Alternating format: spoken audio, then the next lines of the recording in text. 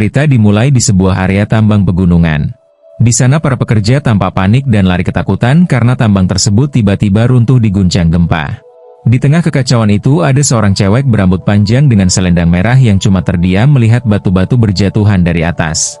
Reruntuhan batu itu menghancurkan struktur kayu penyangga dan menimpa beberapa pekerja yang enggak sempat kabur. Lalu si cewek berselendang merah tadi terlihat berdiri merentangkan tangan tepat di tengah kobaran api. Tak lama kemudian, sebuah mata yang menyala merah menatap tajam. Sementara narasi cerita menyebutkan kalau semua kekacauan itu adalah ulah dari seorang penyihir. Beralih dari sana, adegan pindah ke alun-alun kota. Seorang cewek yang kepalanya ditutupi karung dan memakai selendang merah, berdiri di atas panggung kayu dengan tangan terikat. Warga kota yang berkerumun di bawahnya berteriak marah dan menyuruh agar cewek itu dibunuh karena dia dianggap sebagai penyihir. Sementara itu, di balkon atas ada dua pria yang sedang asyik menonton. Salah satu pria yang memakai kalung emas meminum cairan dari gelas kayunya sambil ngedumel. Dia ngeluh soal pangeran yang gak kunjung keluar buat menjatuhkan vonis ke penyihir tersebut. Dia meremehkan si pangeran yang katanya masih tidur dan gak bakal betah tinggal di kota sepi bernama Biancui ini. Saking kesalnya, dia menyarankan agar pangeran mending pulang aja ke Huibao. Di tempat lain, tepatnya di sebuah lorong bangunan, seorang pria tua berjubah gelap bernama Barov diberitahu oleh seorang pelayan cewek kalau yang mulia pangeran masih tertidur. Barov kemudian masuk ke dalam sebuah ruangan yang gelap. Di dalam sana, seorang cowok berambut putih panjang tergelita gak sadarkan diri di kursi meja makan. Sebuah cangkir juga terlihat jatuh dengan cairan merah yang tercecer di lantai. Barov pun mencoba membangunkan cowok itu. Begitu membuka mata, si cowok berambut putih kelihatan kebingungan banget.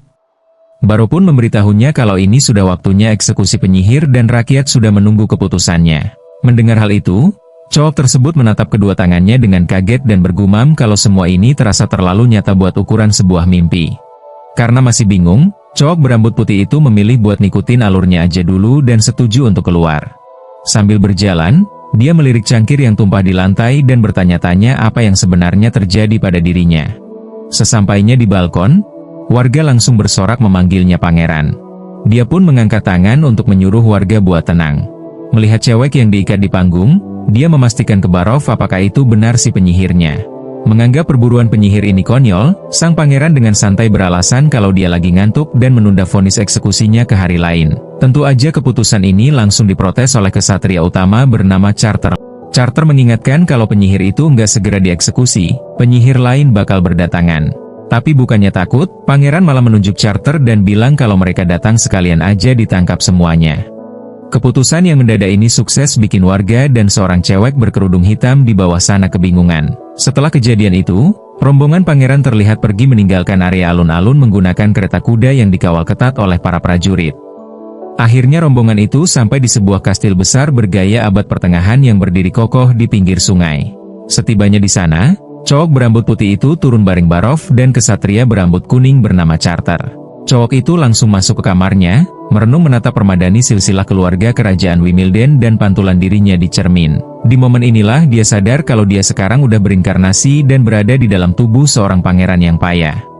Apesnya lagi dia terdampar di wilayah terpencil dengan rakyat yang masih kolot serta terjebak dalam perang perebutan tahta keluarga.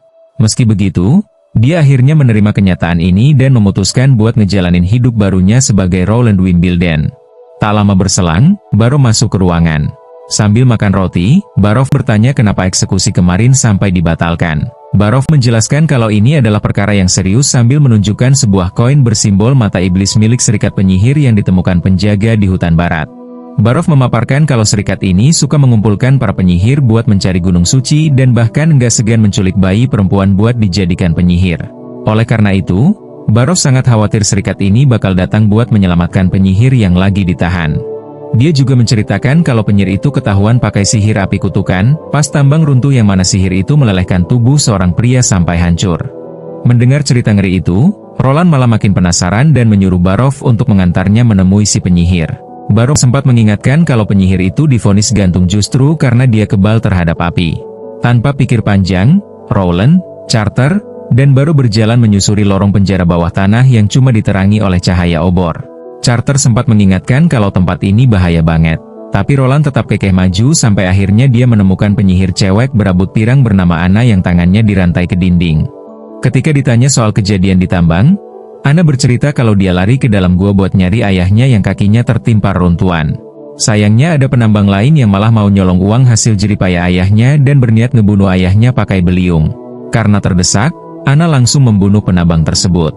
Ana cuma bisa menangis waktu tahu kalau yang melaporkan dia ke penjaga justru ayahnya sendiri demi uang hadiah 25 naga emas. Saat Roland bertanya cara Ana membunuh pria itu, Ana menyebut kalau itu adalah kekuatan iblis. Tanpa banyak basa-basi, Roland pun maju dan langsung membuka kunci rantai penahan di tangan Ana. Seketika itu juga tubuh Ana meledakkan kobaran api merah yang sangat besar. Carter yang panik buru-buru menarik Roland mundur. Roland malah santai aja karena dia memperhatikan kalau api itu nggak menyebar yang menjadi tanda kalau Ana bisa mengendalikannya dan nggak punya niat buruk. Setelah kobaran api hilang, Roland perlahan berjalan maju memberikan mantel kepada Ana dan dengan tatapan serius menawarkan cewek itu buat bekerja di bawah arahannya. Mendengar tawaran tak terduga itu, Ana cuma bisa terdiam kaget menatap si Roland. Scene berganti ke Roland yang lagi sibuk menulis teori termodinamika di atas kertas bergambar peta dan pentagram. Tak lama kemudian, Barrow masuk bawa laporan. Baru memberitahu kalau eksekusi gantung penyihir ke-50 udah berhasil dipalsukan pakai penutup kepala supaya gak ada warga yang curiga. Mendengar hal itu, sang pangeran langsung menyuruh Barov menyiapkan data keuangan. Di layar kemudian muncul peta yang menunjukkan kalau saudara-saudaranya punya wilayah militer dan ekonomi yang maju. Sedangkan dia cuma dapat desa terpencil. Barov dengan jujur bilang kalau peluang menang pangeran nyaris nol. Walaupun pangeran setuju dengan fakta pahit itu, dia menegaskan kalau dia butuh cara lain buat menarik perhatian ayahnya. Untuk melancarkan rencananya, pangeran menunjukkan peta kota suci Hulu Messi dan menjelaskan kalau penguasa asli kerajaan ini sebenarnya bukan keluarganya, melainkan pihak gereja. Raja tuh cuma dijadiin pion karena kekuasaannya butuh restu dari paus. Oleh karena itu, pangeran berencana rebut takhta. Caranya adalah dengan membongkar kebohongan gereja. Salah satunya soal pandangan yang menyebut kalau penyihir itu adalah iblis. Ternyata itulah alasan utama kenapa dia nekat menyelamatkan si penyihir.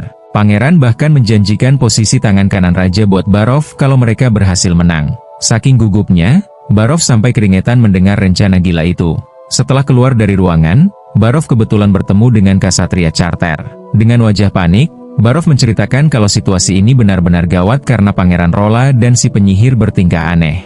Beralih ke halaman kastil, terlihat Ana yang sedang memikirkan kejadian saat Barov menyodorkan kontra perjanjian kerja kepada penyihir Ana. Di dalam kontra itu tertulis kalau Ana bakal jadi bekerja dengan posisi yang setara dan mendapat gaji sebesar 1 koin naga emas per bulan. Ana kaget banget membaca nominal itu sebab jumlahnya jauh lebih besar dari total pendapatan ayahnya selama setahun. Tak lama setelah itu, Roland datang menghampiri Ana. Ana masih bingung mempertanyakan kenapa dia diselamatkan padahal dia udah membunuh orang. Meskipun Roland udah meyakinkan kalau itu murni bentuk pembelaan diri karena ayahnya diserang pencuri, Ana malah menangkis dan tetap merasa kalau dirinya adalah perwujudan iblis. Melihat reaksi tersebut, Roland lalu memetik sebatang bunga kamonil dan memberikannya ke Ana. Begitu Ana memegangnya, Roland menakut-nakutinya dengan bilang dia menasihati Ana kalau kematian itu cuma bentuk pelarian yang gak akan menyelesaikan masalah apapun. Sebaliknya, Roland menawarkan jalan lain, yaitu mengajak Ana ikut bareng dia membangun dunia baru, di mana para penyihir bisa hidup bebas tanpa perlu bersembunyi. Lalu tiba-tiba adegan berpindah memperlihatkan seorang cewek berambut coklat yang melepaskan seekor burung merpati keluar jendela menara di tengah gelapnya malam. Besok paginya, pangeran mengadakan rapat bareng Barov untuk membahas laporan ekonomi desa Biancui yang kondisinya hancur lebur. Pangeran pun memutuskan buat menyetop total sistem barter yang merugikan ini. Rencananya dia bakal menjual hasil tambang ke kota Liu dengan harga diskon 50% buat memonopolio pasar. Kemudian membeli makanan pakai uang koin. Bukan cuma itu, lewat rute sungai Cisui, pangeran juga berniat membuka jalur dagang ke seluruh negeri. Mendengar rencana besar itu, warga desa gak bakal dikasih tempat mengungsi saat masa bulan iblis tiba. Barov lantas menjelaskan lewat ilustrasi permadani kalau setiap awal musim dingin saat salju turun, pintu neraka di Gunung Longji akan terbuka. Hewan-hewan buas bakal terkena energi iblis dan bermutasi. Karena desa Biancui nggak punya tembok pertahanan sama sekali, warga selalu terpaksa mengungsi untuk berlindung ke benteng Changge. Pangeran sadar kalau desa ini nggak bakal bisa maju kalau warganya terus-terusan hidup mengungsi. Singa dan bersayap elang yang jauh lebih mematikan karena dibekali penciuman tajam buat melacak mangsa. Pangeran sangat puas mendengar info sedetail ini. Dia pun memberikan hadiah 10 koin perak ke masing-masing anggota patroli dan menyuruh mereka buat bubar. Tembok pertahanan paling kokoh di sana untuk melawan gempuran para hewan iblis. Cerita berlanjut di sebuah gudang di mana Carter memberikan instruksi buat menumbuk batu kapur di tanah liat. Bubuknya kemudian diratakan ke dalam tungku pembakaran. Enggak lama Ana melepaskan sihir apinya ke dalam tungku sampai apinya meledak keluar. Asap tebal pun mengepul dari cerobong. Setelah selesai Ana keluar dalam kondisi kelelahan dan langsung dipakaikan mantel sama para biarawati. Setelah itu, Pangeran Roland langsung menyuruh Carter buat mencampur bubuk hasil pembakaran tadi sama gipsum dengan rasio 10:1. Untuk selanjutnya digiling halus. Roland menyebut bubuk itu sebagai resep baru dari bengkel alkimianya. Sebagai langkah uji coba, Roland menyuruh mereka mencampur bubuk itu pakai air dan menuangkannya ke tumpukan batu sampai celah-celahnya tertutup rapat. Dia ngejelasin ke Ana kalau ini adalah sihir bernama es yang bakal ngebentuk tembok kokoh besok harinya. Besoknya Carter ngetes tumpukan batu itu dengan cara memukulnya pakai skop sekuat tenaga. Hasilnya skop itu malah mental dan tumpukan batunya sama sekali nggak hancur. Melihat keajaiban itu, mereka langsung semangat mau bikin tembok berbatasan dan benteng. Tapi di luar dugaan, Roland justru pengen memakai bahan tersebut buat ngebangun rumah tahan badai untuk rakyatnya. Mulai hari itu, Ana pun ditugasin buat ngebakar satu tumpukan tiap harinya. Sementara Carter disuruh membereskan tembok kota dalam waktu 3 bulan. Ketika Carter penasaran dan bertanya apa nama bubuk alkimia itu, Roland dengan santai menjawab kalau namanya adalah semen. Tapi sayangnya proyek pembangunan tembok kota berjalan sangat lambat dan bentuknya malah miring nggak karu-karuan. Karena merasa bersalah, Carter sama Barrow meminta maaf ke Roland dengan alasan mereka berdua memang nggak punya pengalaman. Barrow pun menekankan kalau mereka butuh seorang master arsitek sejati buat ngebangun tembok sepanjang 2000 kaki tersebut. Sebab mengandalkan cairan semen aja jelas nggak akan cukup. Mendengar masukan itu, Roland langsung mengeluarkan perintah buat mencari arsitek handal ke berbagai kota dan bersedia memberikan bayaran berapapun. Di tempat lain, seorang pria bernama KR kelihatan meneteskan air mata saat mengingat memori kelam tentang tiang gantungan dan seorang anak perempuan yang teriak menangis, mengaku kalau dia udah berubah jadi penyihir. Nggak lama setelah itu, KR dipanggil buat membaca papan pengumuman rekrutmen dari Pangeran Roland. Pengumuman itu menyatakan kalau pangeran lagi mencari banyak pekerja bangunan dan master arsitek dengan iming-iming bayaran tinggi plus kesempatan diangkat jadi pejabat. Begitu mendengar info tersebut, KR langsung berlari buat melamar. Beralih ke dalam ruangan istana, Roland dan Barrow merasa ragu karena KR nyatanya cuma guru sekolah lokal yang kerjanya ngajarin anak-anak nulis nama. Namun KR mengaku kalau dia dulunya pernah mengerjakan proyek besar di wilayah Huabao. Pengakuan ini malah bikin Roland makin curiga, karena setahu dia semua proyek besar di sana dipegang oleh serikat tukang batu. Ditambah lagi seluruh anggota serikat itu udah dieksekusi mati gara-gara insiden teater yang runtuh. Karena terus didesak, KR akhirnya bercerita jujur. Dulu para pejabat administrasi memaksa mereka memakai batu murah demi mengantongi uang proyeknya. KR sebenarnya udah mengingatkan kalau batunya itu bahaya buat struktur bangunan, tapi gak ada satupun yang mau dengerin. Parahnya pas teaternya beneran runtuh, pejabat itu malah menyalahkan serikat tukang batu buat menutupi kesalahannya sendiri yang berujung bikin semua anggota serikat dihukum mati. KR berhasil kabur malam itu dan menyamar jadi rakyat biasa di kota ini. Usai bercerita, KR menunduk dan minta kesempatan buat menebus dosanya karena dia merasa saat itu nggak punya pilihan lain demi bisa bertahan hidup. Barrow benarkan kalau cerita KR memang masuk akal secara hukum meski statusnya sekarang adalah seorang buronan. Tanpa pikir panjang, Roland langsung mengampuni dosa KR dan resmi mengangkatnya jadi master arsitek.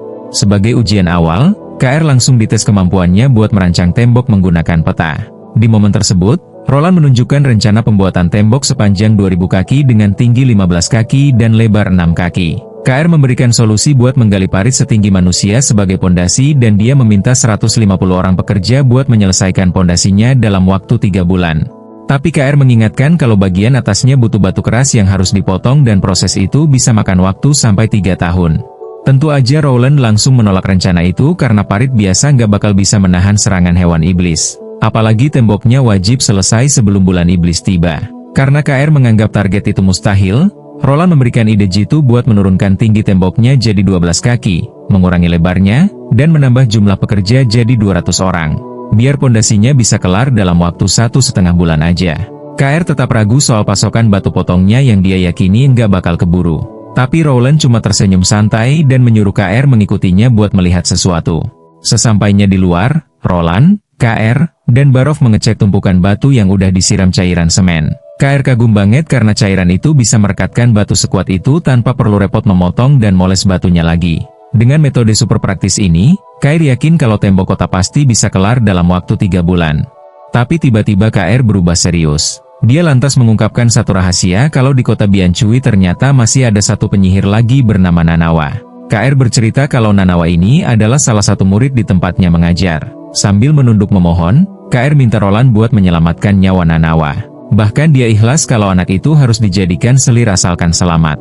Roland langsung membantah keras dan menjelaskan kalau dia sama sekali nggak menganggap penyihir itu sebagai jelma iblis. Dia justru sangat butuh Nanawa buat membantu rencana besarnya. Sama persis kayak Ana yang udah ngebantu membuat semen.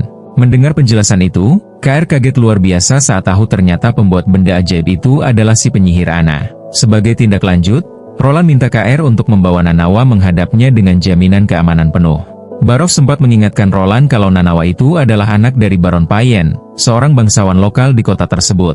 Kalau sampai ketahuan, tindakan ini bisa memicu konflik yang merepotkan sama para bangsawan. Oleh karena itu, Roland akhirnya menyuruh KR untuk membawa Nanawa besok pagi pas jam sekolah biar enggak menarik perhatian warga. Sementara itu, Barov ditugaskan untuk mengosongkan area dapur buat dijadikan tempat pertemuan rahasia mereka. Besok paginya di area dapur, KR membawa seorang gadis kecil berambut keriting bernama Nanawa buat menemui Roland. Gadis itu kelihatan ketakutan banget. Sampai-sampai Roland mencoba menawarkan kue manis buat menenangkannya. Lalu tiba-tiba Ana turun dari tangga. Melihat kemunculannya, Nanawa langsung berlari sambil menangis dan memeluk Ana erat-erat. Karena selama ini dia mengira Ana udah mati dieksekusi. Setelah suasananya lebih tenang, Roland mulai bertanya ke Nanawa sejak kapan dia sadar kalau dirinya udah berubah jadi penyihir.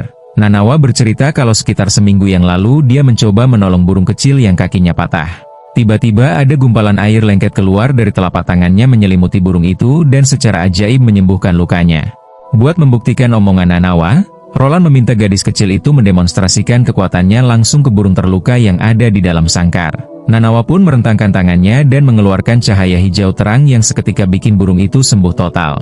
Dari hasil beberapa uji coba hewan-hewan lain kayak kelinci dan rusa, Roland menyimpulkan kalau kekuatan Nanawa bisa menyembuhkan luka dan menyambung bagian tubuh yang putus. Tapi sayangnya nggak bisa menumbuhkan bagian yang udah hilang atau menghidupkan makhluk yang udah mati. Roland kemudian menyuruh charter untuk mengantarkan Nanawa pulang dan menjemputnya tiap siang buat melatih kemampuannya lebih lanjut. Pas charter bertanya kenapa Nanawa nggak ditahan aja di kastil. Roland menjelaskan kalau menahan anak bangsawan secara paksa cuman bakal micu konflik di wilayah tersebut. Roland lalu menatap mereka sambil bergemam serius kalau selain para hewan iblis, mereka sebenarnya masih punya jauh lebih banyak musuh berbahaya yang harus dihadapi ke depannya. Shin lalu berganti ke sebuah ruangan gelap di mana seorang pria tua tengah melaporkan kepada seorang wanita berambut putih kalau armada Haifan sukses merampok kapal dagang Jin Cheng. Hasil jarahannya lumayan banget buat mempersenjatai satu pasukan penuh. Mendengar kabar baik itu, Siwo langsung memberikan gelar kesatria buat Kapten Delige dan menyerahkan semua hasil rampokan itu ke armadanya. Namun sayangnya ada kabar buruk yang menyusul yaitu misi pembunuhan Pangeran Roland dinyatakan gagal karena target ternyata cuma pingsan sesaat setelah minum anggur beracun. Cewek itu sama sekali nggak mau dengar alasan apapun sehingga dia langsung menyuruh anak buahnya untuk mengirim barang ke adik si pembunuh sebagai instruksi terakhir. Enggak cuman itu, karena racun buatan Master Alkimia bukti gagal membunuh target. Si cewek juga memerintahkan agar sang alkemis dihukum gantung. Sementara itu, di tempat lain, proyek pembangunan tembok kota milik Pangeran Roland berjalan sangat lancar. Barov datang melaporkan kalau pasokan gandum dari kota Liuye udah sampai di dermaga dan dipastikan cukup buat stok selama musim dingin. Tapi masalahnya defisit anggaran mereka lagi parah-parahnya dan cuma bisa mengandalkan uang pribadi Roland yang maksimal cuma bertahan sampai musim semi aja. Meski begitu Roland tetap santai karena dia yakin banget kalau temboknya selesai mereka bisa langsung lanjut memproduksi hasil tambang. Di sisi lain, Barov merasa khawatir, Dukrian dari Benteng Changge pasti gak bakal tinggal diam setelah pasokan biji besi mereka diputus. Dan benar aja, tiba-tiba ada laporan yang menyebutkan kalau utusan dari Benteng Changge udah datang. Tanpa membuang waktu, Roland langsung menyuruh para pelayan untuk menyiapkan makanan mewah dari bahan-bahan yang baru aja tiba demi menyambut sang tamu. Begitu hidangan disajikan, utusan yang bernama Paulo tampak kaget melihat jamuan daging dan buah yang melimpah di depannya. Di momen ini, Roland terlihat makan menggunakan dua batang kayu kecil yang dia sebut sebagai sumpit. Roland pun membanggakan kalau alat itu sangat murah, higienis, dan rencananya bakal dia populerkan ke seluruh rakyatnya. Si Paulo seketika merendah karena dia sadar makanan semewah ini pun jarang banget ada di benteng. Roland lantas nyeletuk santai kalau semua bahan makanan enak ini memang baru aja dikirim dari kota Liuye. Selesai makan, Paulo langsung masuk ke pembahasan bisnis. Dia mengingatkan kalau tenggat waktu pengiriman biji udah lewat dan pihak benteng sebenarnya udah menyiapkan makanan buat dikirim sebagai gantinya. Tapi dengan cerdik, Roland beralasan kalau tambang utara baru aja longsor. Jadi mereka cuma punya sisa target produksi untuk 2 bulan aja. Roland pun menolak keras menyerahkan sisa biji itu ke benteng karena makanan hasil barternya dipastikan nggak bakal cukup buat menghidupi rakyatnya. Dia sangat tidak mau rakyatnya mati kelaparan lagi kayak kejadian 2 tahun yang lalu. Makanya sistem barter sama benteng harus dihentikan total. Roland akhirnya mengaku jujur kalau dia udah menjual biji tersebut ke kota Liyue pakai koin emas murni demi mendapat untung yang lebih gede buat beli makanan. Dari sinilah, Poulo baru sadar kalau kapal yang bersandar di dermaga tadi ternyata berasal dari Liyue. Poulo tetap mengingatkan kalau kota Liyue nggak punya kapasitas beli yang besar dan mereka biasanya hanya berani beli dengan harga setengah dari pasaran. Sebagai jalan tengah, Poulo memberikan penawaran baru. Kalau Roland bersedia membiarkan benteng membeli biji dengan harga 30% di bawah harga pasar, maka mereka berdua bakal sama-sama untung dalam jangka panjang. Roland pun setuju dengan tawaran itu dan memuji kehebatan negosiasi seorang Poulo. Poulo kemudian berjanji bakal bujuk Dukrian dan 6 keluarga besar buat menerima kontrak baru ini. Sebelum pamit pulang, Poulo sempat mengingatkan Roland soal betapa bahayanya perjalanan kalau pangeran memaksakan rakyatnya pindah ke Liyue pas musim dingin. Tapi dengan sangat tegas, Roland menyatakan kalau dia sama sekali nggak ada niat buat mengungsi. Dia bertekad bakal membangun tembok, melindungi kotanya dari gempuran hewan iblis, dan menjadikan tempat itu sebagai perbatasan baru bagi kerajaan Hibao. Poulo kembali mengingatkan kalau keputusan nekat ini sama saja menutup jalan keluar buat nyawa para warga. Lalu dia pun pamit pergi menembus derasnya hujan. Sesampainya di benteng Changge, Poulo langsung menceritakan tentang obrolannya bersama Roland ke Dukrian dan para petinggi lainnya. Dia menyampaikan secara rinci kalau Roland udah menjual biji ke Liyue, memborong gandum, dan menolak mengungsi demi melawan hewan iblis menggunakan tembok barunya. Mendengar laporan itu, para peninggi di sana malah tertawa meremehkan. Mereka menganggap Roland cuma anak kecil kurang kerjaan yang menumpuk batu jelek dan lumpur basah yang pasti bakal langsung roboh. Dukrian sendiri mengira kalau Roland cuman sedang menggertak dan Poulo sedang berhasil ditipu. Buat sang Duk, situasi ini justru membawa keuntungan besar. Kalau temboknya hancur, Roland pasti bakal lari menunduk minta tolong ke benteng. Sebaliknya, kalau Roland sampai mati dimakan iblis, masalah mereka justru otomatis beres. Tak ditanya soal wujud asli temboknya, Poulo dengan jujur menjelaskan kalau dia memang melihat langsung ada proyek pembangunan tembok di tepi hutan kabut yang prosesnya sangat cepat. Hanya saja skalanya masih kecil dan dia sangat yakin kalau tembok itu bakal mudah tertembus kalau diserang kawanan hewan iblis. Sementara itu, di tempat Roland tepat di tengah guyuran hujan deras, pangeran mengumpulkan seluruh warga kota Biancui di alun-alun buat memberikan sebuah pengumuman darurat. Dia memaparkan kalau utusan benteng Changge baru aja datang untuk menagih jatah biji besi lantaran tambang utara longsor bulan lalu. Roland mengaku tidak bisa memenuhi permintaan tersebut, dan sempat meminta kompensasi makanan buat musim dingin. Sayangnya permintaan itu ditolak mentah-mentah oleh pihak benteng. Roland kemudian mengingatkan warganya soal tragedi kelaparan mengerikan saat bulan iblis 2 tahun yang lalu. Apalagi ahli nujum kerajaan udah meramal kalau musim dingin tahun ini bakal berlangsung lebih dari 4 bulan yang artinya ancaman kematian bakal semakin parah. Adegan pun berpindah sejenak ke ruang rapat benteng Chang. Peluo berpendapat kalau Roland sengaja bangun tembok kota itu cuma sebagai taktik buat maksa benteng memakai mata uang Biancui. Tentu saja Duk Rayon nggak terima kalau wilayahnya diatur-atur seperti itu. Dia menegaskan dengan keras kalau siapapun yang berani membangkang di wilayah kekuasaannya wajib dihukum berat. Nggak peduli meskipun statusnya adalah seorang pangeran sekalipun. Kembali lagi ke alun-alun kota. Roland mulai menunjukkan tumpukan logistik seperti roti, keju, dan daging kering yang sukses dia beli dari kota Liu. Dia menjamin kalau semua stok itu bakal cukup buat bikin seluruh warga kenyang selama musim dingin berlangsung. Karena tindakan benteng Changge yang udah lepas tangan, Roland memutuskan kalau warganya nggak bakal mengungsi dan memilih untuk bertahan di Biancui. Dia berusaha meyakinkan rakyatnya kalau hewan iblis itu cuma binatang biasa yang nggak bakal bisa memanjat tembok batu yang lagi mereka bangun sekarang. Sebagai langkah antisipasi, Roland langsung membuka rekrutmen pasukan milisi, dengan tawaran gaji 25 serigala perak per bulan, plus santunan 5 naga emas buat keluarga kalau ada prajurit yang gugur. Pidato berapi-api ini sukses besar bikin seluruh warga bersorak sambil mengangkat tangan tanda siap bertempur. Setelah urusan di luar selesai di dalam ruangan yang hangat dekat perapian, Roland pun menyimpulkan kalau udara itu terdiri dari berbagai macam gas. Ada yang sifatnya bisa terbakar dan ada juga yang enggak. Kesatria Charter yang penasaran sempat bertanya apa fungsi dari eksperimen unik ini. Rowland dengan santai menjawab kalau pengetahuan ini nantinya bisa dipakai buat bikin api yang lebih besar atau sebaliknya yaitu madamkan api dengan lebih cepat. Begitu kelasan itu selesai, Carter datang bawakan air hangat sekaligus melaporkan kalau pesanan bubuk salju sama kristal es dari kota Liu udah berhasil diamankan. Carter sempat merasa bingung buat apa pangeran memesan barang sebanyak itu padahal lagi nggak ada perayaan apa-apa.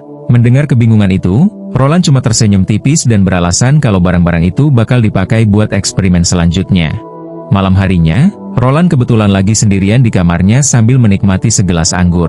Saat dia sedang berdiri memandangi pemandangan ke arah jendela, tiba-tiba ada satu sosok misterius berjubah yang muncul dari belakangnya dan langsung menempelkan belati tajam ke leher Rowland sambil mengancam supaya sang pangeran enggak bergerak sedikit pun.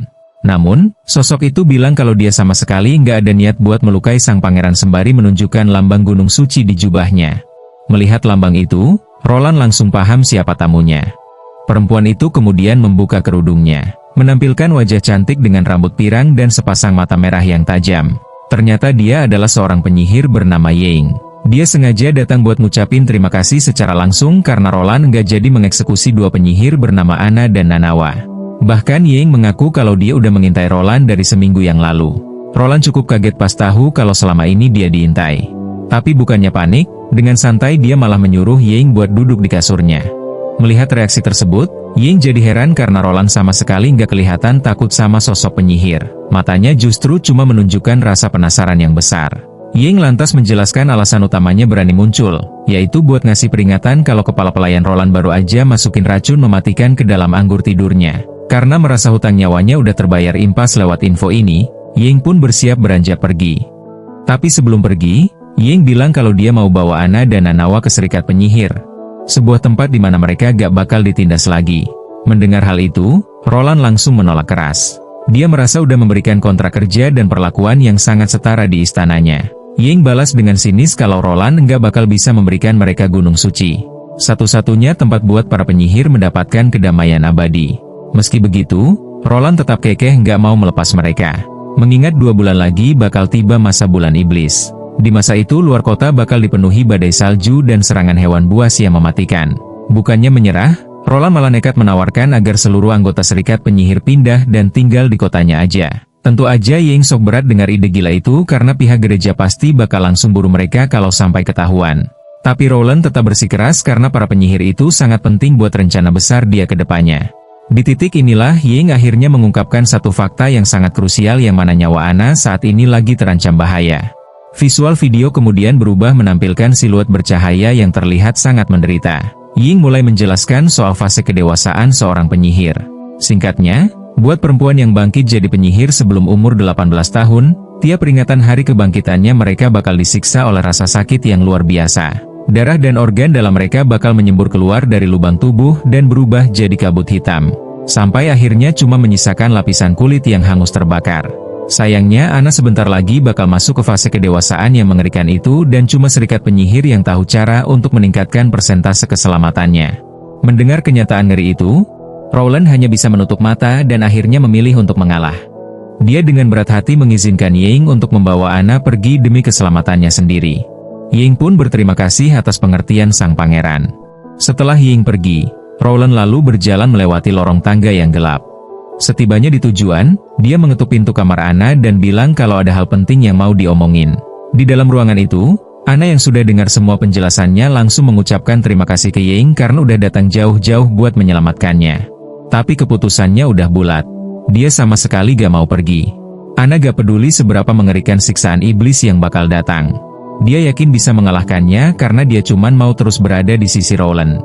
Melihat tekad yang begitu kuat terpancar dari mata Ana, Ying akhirnya menutup matanya dan memutuskan buat menetap sementara di kastil itu. Ying menawarkan diri buat membantu Ana melewati hari kedewasaannya nanti atau mengurus pemakamannya kalau sampai hal buruk terjadi. Ana membalas dengan tatapan tajam. Sangat yakin kalau dia bakal bertahan hidup.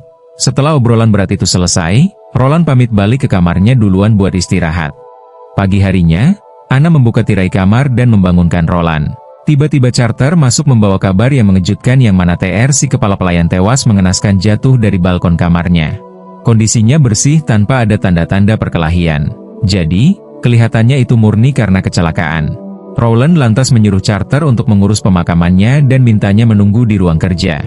Begitu Carter pergi, Roland langsung nyamperin Yang yang lagi santai makan di kamarnya dan menginterogasi apa dia pelakunya. Yang kemudian menjelaskan kalau TR sebenarnya udah menyimpan racun di giginya dan langsung bunuh diri pas melihat sosok Yang. Makanya Yang terpaksa bikin skenario kecelakaan buat menutupi jejak tersebut. Dari surat yang ditemukan di sana, ternyata adik TR lagi disandra sama saudara kandung Roland memaksa terjadinya pembunuhan itu. Roland hanya bisa tersenyum kecut mendengar betapa liciknya kelakuan keluarganya sendiri. Beralih ke ruang rapat, Roland berkumpul bareng Carter dan Barov. Barov melaporkan kalau sisa uang kas kota dari hasil jual biji tambang cuma tinggal 10 keping naga emas saja. Yang mana itu tuh pas-pasan banget buat sekedar melewati musim dingin. Alhasil, biaya buat ngebentuk pasukan milisi terpaksa harus ditalangi dari kantong pribadinya Roland. Carter menambahkan kalau kuota rekrutmen 100 orang memang udah penuh, tapi dia merasa sangat pesimis. Soalnya yang daftar itu cuma kumpulan petani dan buruh kasar yang bahkan nggak tahu cara memegang pedang dengan benar. Carter pun mengusulkan buat minta bantuan kesatria dari Demang Baulisi. Roland setuju dengan ide itu dan menyuruh Carter untuk mengatur jadwal kunjungannya besok.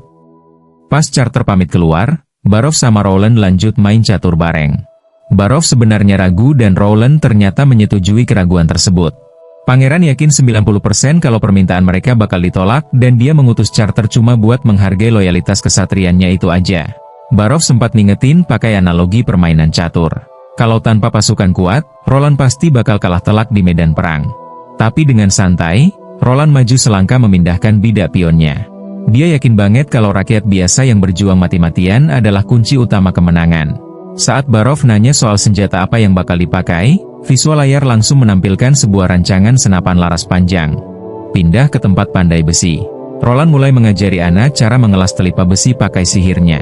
Roland meminta Anna untuk mengecilkan titik apinya dan menahan suhu panasnya tepat di ujung jari. Anna terlihat fokus banget mengikuti garis celah itu dengan teliti dan sukses menyatukan besinya dengan sangat sempurna. Saking capeknya menguras tenaga sihir, Anna sampai lemas dan langsung disandarkan ke dada Roland. Pangeran menatap pipa besi itu dan bergumam kalau benda ini bakal buka gerbang menuju era yang baru. Malam harinya, Ying terlihat menunggu Roland di kamarnya. Dia memutuskan buat menetap sementara demi melindungi Roland sama Anna. Sebagai hadiah karena udah diizinin tinggal, Ying terang-terangan mengaku kalau dia udah mengambil cetak biru senapan dari ruang kerja Roland buat dikasih ke penyihir api lain di serikatnya. Roland cuma bisa ngebiarin kelakuan itu aja. Besoknya Roland sama Carter naik kuda mendatangi kediaman super mewah milik Demang Baulisi. Sesampainya di ruang tamu, Baulisi yang bertubuh gendut dan penuh perhiasan itu menyambut mereka. Roland langsung to the point meminta bantuan pasukan kesatria buat melindungi kota. Sesuai dugaan sebelumnya, Baulisi menolak dengan sangat halus pakai alasan kalau para kesatrianya lagi kecapean habis berburu. Ditambah lagi ngelawan hewan iblis itu dianggap terlalu berbahaya. Sebagai gantinya, Baulisi mengeluarkan kotak kayu yang katanya berisi hasil patungan dana militer para bangsawan buat ngedukung perjuangan Roland. Namun pas dibuka isinya ternyata cuma 1 keping koin naga emas. Carter langsung naik pita melihat penghinaan terang-terangan itu. Tapi sebaliknya, Roland dengan sangat tenang menerima koinnya dan langsung balik kanan pergi dari sana. Di perjalanan pulang, Carter merasa sangat bersalah dan minta maaf karena udah bikin Roland dipermalukan seperti tadi. Roland cuma menyuruh Carter buat santai aja. Karena kejadian ini justru membuktikan fakta kalau memang nggak bisa mengandalkan para bangsawan. Pas Carter kebingungan mikirin gimana caranya melatih orang awam tanpa bantuan dari kesatria ahli. Roland menatap lurus ke arah pemandangan lembah di depannya dan bilang dengan penuh keyakinan kalau dia punya caranya sendiri. Shin langsung berganti ke proses pembangunan tembok raksasa. Di sana seorang cowok bernama Fana terlihat bergabung sama teman-temannya. Fana dengan polosnya mengaku kalau dia datang ke sini cuma buat cari duit 10 serigala perak sebulan plus jatah makan gratis. Murni buat modal nikah sama cewek pujaannya yang bernama Sueli. Nggak lama berselang, Pangeran Roland datang menyambangi mereka bareng Carter. Roland langsung berikan pengumuman tegas kalau mereka semua sekarang resmi jadi pasukan milisi kota Biancui. Mereka bakal dilatih keras selama 1,5 bulan ke depan. Tapi sebagai iming-iming awal, Roland menjanjikan tambahan 1 butir telur lezat buat makan siang jika mereka berhasil lolos latihan hari ini. Sebagai pemimpin latihan, Roland menunjuk Tiefu, seorang pemburu tangguh dari bangsa pasir buat jadi kapten mereka. Sang pangeran juga berjanji bakal ngasih jabatan buat siapa aja yang berprestasi tanpa memandang kasta. Latihan pertama pun dimulai. Tiefu menyuruh semua orang berdiri tegak dengan sikap militer selama 1,5 jam penuh tanpa boleh gerak sedikit pun. Dada harus dibusungkan, kepala diangkat, dan perut ditarik. Meski kelihatannya cuma berdiri, keringat mereka sampai bercucuran demi menahan pegal. Begitu waktu habis, mereka langsung tumbang ke rumput saking capeknya. Tapi di sisi lain, mereka tetap girang karena sukses mengamankan jatah telur pertama mereka. Pas lagi istirahat, beberapa orang sempat ragu apakah sang pangeran beneran bakal nepatin janjinya. Mereka sekaligus merasa heran kenapa orang asing dari bangsa pasir malah yang diangkat jadi kapten. Janji telur pertama emang ditepati. Tapi sebagai gantinya, Charter memberikan tantangan ronde kedua yang mana mereka harus berdiri tegak lagi selama 1 jam penuh. Bedanya kali ini pakai sistem gugur massal. Kalau sampai ada 1 orang aja yang menyerah, maka seluruh pasukan dianggap gagal dan enggak dapat telur kedua. Mendengar syarat berat itu, Vanna langsung menarik napas panjang nekat menahan posisi demi sebutir telur tambahan.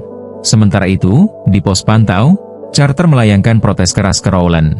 Dia merasa kalau melatih rakyat jelata buat sekedar berdiri itu enggak ada gunanya sama sekali buat melawan hewan iblis. Menurutnya, mending mereka langsung diajarin main pedang aja.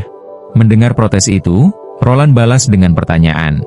Apa Charter bisa mengubah warga biasa itu jadi kesatria cuman dalam waktu 2 bulan? Charter pun nyerah dan mengaku butuh minimal 5 tahun. Makanya Rowland pakai cara yang beda karena dia tahu persis target realistis apa yang bisa dicapai dalam waktu super singkat. Enggak cuman itu, pas Charter mengecek jadwal latihan selanjutnya, dia kaget setengah mati saat melihat ada materi baca tulis. Rowland dengan santai menjelaskan kalau pasukan yang kuat di medan perang itu wajib berpendidikan supaya bisa merespon perintah dengan cepat dan tepat. Waktu makan siang pun akhirnya tiba. Pasukan antri dengan rapi buat mengambil jatah makanan yang terhitung mewah banget buat ukuran milisi dadakan. Menu berisi roti, daging ikan salmon panggang, sup hijau, dan pastinya telur rebus idaman mereka. Bahkan ada 1 cowok yang sampai menangis terharu pas memegang telurnya. Mereka makan dengan sangat lahap, dan sepakat kalau disuruh berdiri berjam-jam pun mereka bakal lakuin, asal bisa makan seenak ini setiap hari. Setelah istirahat, Charter memberikan instruksi latihan sore ke Tiefu. Mulai siang sampai matahari terbenam, seluruh pasukan wajib lari mengelilingi kota Bianchui sebanyak 3 putaran. Aturannya tetap sama, anggota harus sampai di garis akhir. Namun, mereka diizinkan buat saling papah atau gedong temannya. Hadiahnya adalah telur ketiga buat makan malam, kalau semuanya berhasil menyelesaikan misi sebelum senja tiba. Menjelang matahari terbenam, pasukan mulai kehabisan napas sambil berlari di jalanan tanah. Beberapa orang terpaksa harus di gedung temannya biar nggak ketinggalan rombongan. Vanna yang udah benar-benar mencapai batas fisiknya akhirnya tumbang ke tanah. Dia sampai menangis sambil meremas tanah, berusaha sekuat tenaga buat merangkak bangun demi telur ketiga. Teman-temannya terus meneriakkan namanya dari kejauhan. Tapi tubuh Vanna tetap terkapar karena kehabisan tenaga. Pas matahari terbenam, pasukan milisi udah pada tepar bergelimpangan di rumput. Charter bertanya ke Tiefu, apakah semuanya berhasil nyelesain lari 3 putaran tersebut? Dari laporan yang masuk, ternyata masih kurang 3 orang lagi. Enggak lama kemudian, sisa pasukan akhirnya muncul dari kejauhan sambil saling papa. Vanna yang udah kehabisan tenaga, kelihatan digendong oleh 3 temannya. Suara-surai kemenangan langsung pecah pas mereka berhasil melewati garis akhir. Charter pun berdiri dan mengumumkan kalau seluruh pasukan resmi lulus latihan hari ini. Malamnya mereka merayakan kemenangan dengan makan dan minum di depan api unggun. Di tengah perayaan itu, Tiefu ngobrol santai sama Charter, beritahu kalau Rowland sebenarnya masih menyiapkan 1 sesi latihan lagi malam itu, yaitu latihan kumpul darurat. Beralih ke dalam kastil, Rowland yang baru aja balik kerja langsung disambut sama Ying, dengan inisiatif menawarkan diri buat menghabiskan sisa daging panggang milik Rowland. Rowland sempat menyindir halus soal sopan santun di depan seorang pangeran. Tapi si cewek itu malah membalasnya dengan menunduk hormat sambil tersenyum. Dia rupanya sadar kalau Rowland emang sengaja menyiapkan porsi makan malam itu buat 2 orang.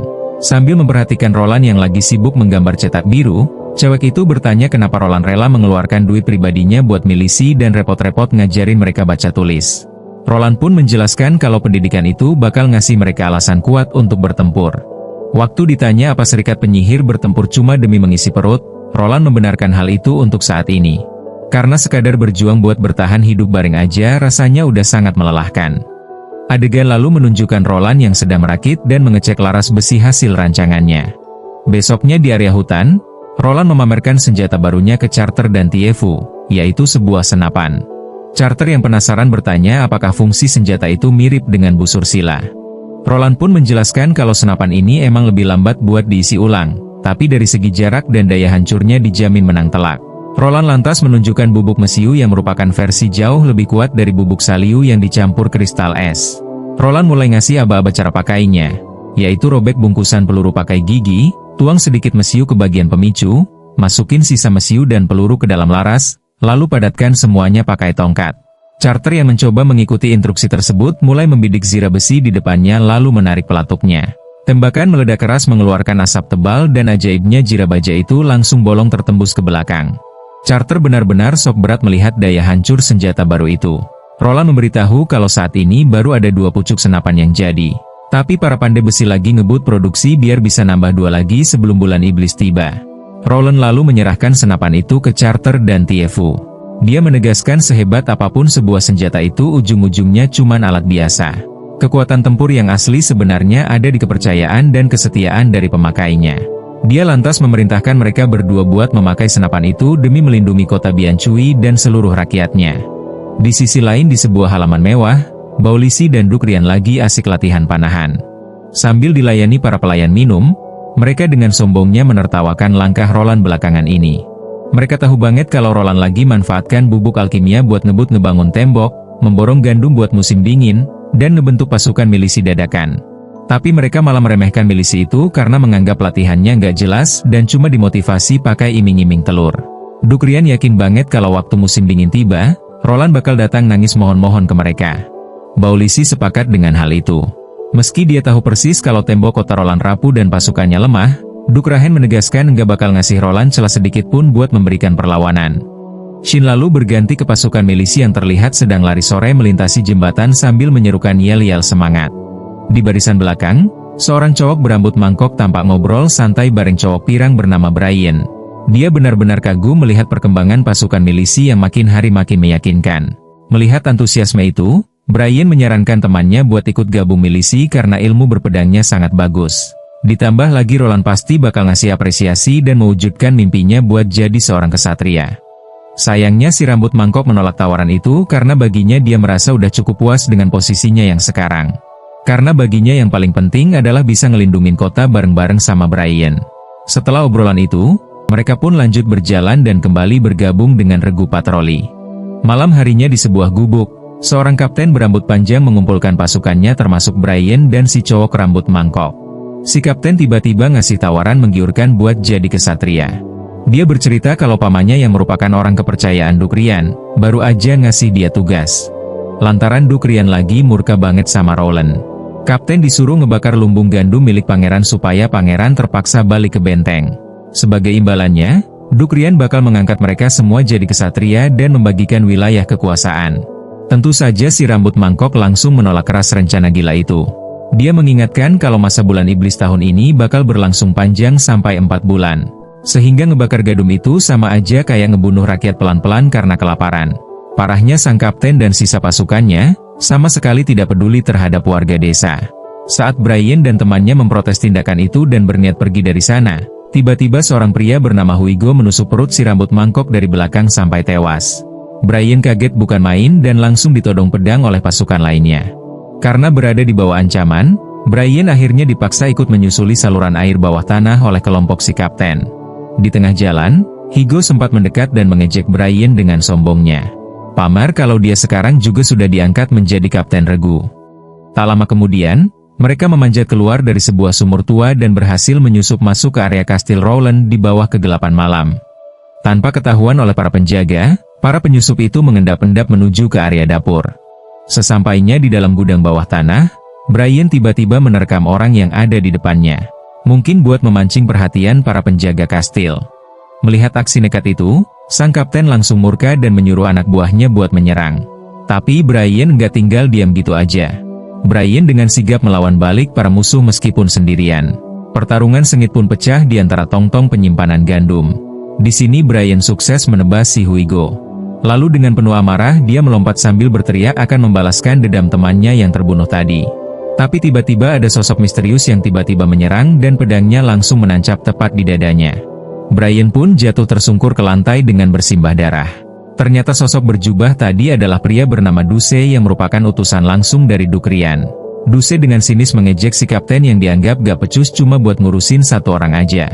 Sang kapten yang emosi lantas mencabut belatinya dan bersiap menghabisi Brian yang udah tak berdaya di lantai. Tapi belum sempat kapten mengeksekusi Brian, sebuah suara wanita mengintrusi mereka dari arah belakang. Ternyata ada seorang wanita berjubah hitam misterius yang tahu-tahu udah berdiri menatap tajam ke arah mereka di dalam gudang. Tanpa pikir panjang, Dose langsung melesat maju sambil menebaskan pedangnya ke arah wanita itu.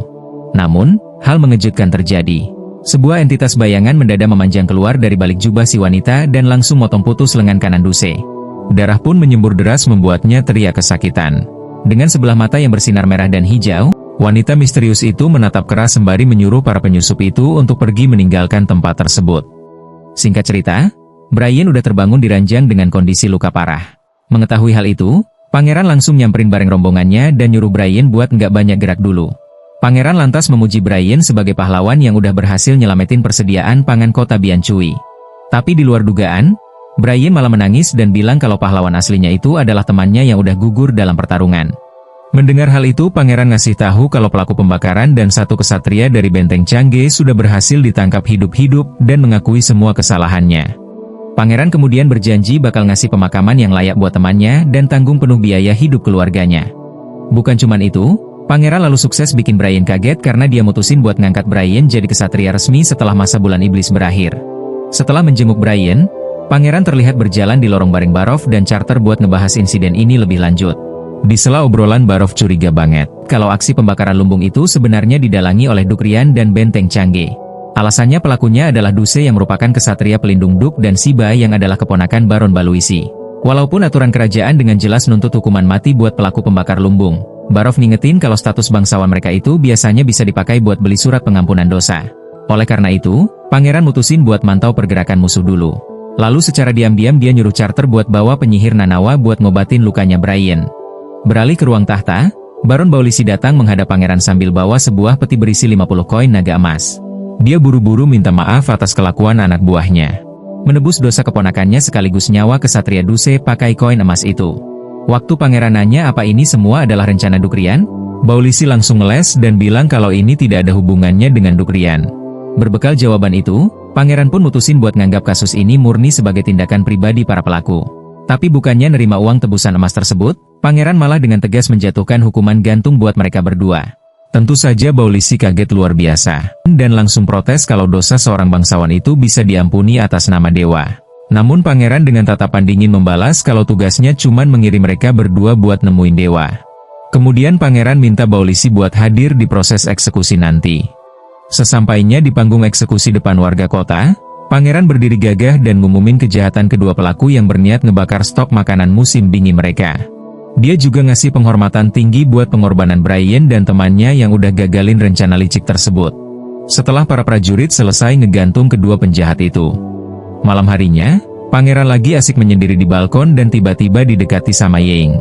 Pangeran langsung ucapin terima kasih karena Ying udah nyelamatin gandum dari kebakaran hebat. Pangeran lalu nawarin Ying buat menetap dan jadi pengawal rahasianya dengan gaji fantastis, yaitu 2 koin emas sebulan. Sistem kerjanya yaitu kerja 5 hari seminggu plus jatah cuti berbayar.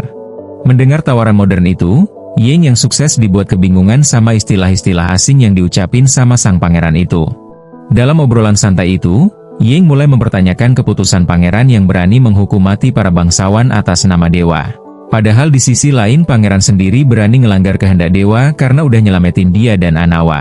Pangeran pun dengan santai ngejawab kalau yang selama ini yang memburu penyihir itu sebenarnya gereja, dan bukanlah dewa.